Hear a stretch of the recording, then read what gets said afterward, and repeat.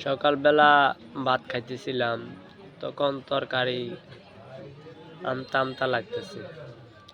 তখন পাক কন্যারে বললাম যে আপনার তরকারির মধ্যে কি আমতা আমতা লাগে কেন? উনি বললো আমি তরকারিতে তেল দিল। কেন? আজকে দেখেন 6-7 দিন আপনি তেল আনতেছেন না, তা আমি তেলটা দিব কীভাবে? তেল ছাড়া রান্না করছি, খাইলে খান নইলে উঠে চলে যান। ওই তেল দেও না কেন?